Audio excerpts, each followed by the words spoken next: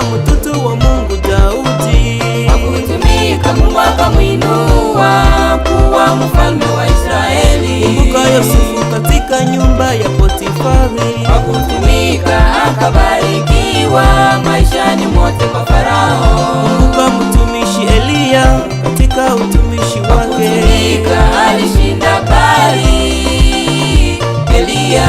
Ona sisi wakwaya angels kwa kutumika, ona shangwe Mungu ametuinua kuwa wafalme.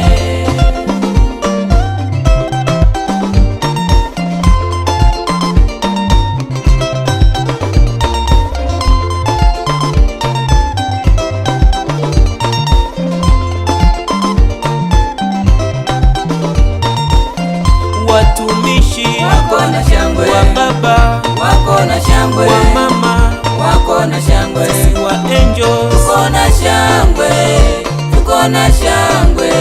Maisha tukiishi kanisani wa Kristo tumejaa na shangwe, tuko na shangwe, tuko na shangwe.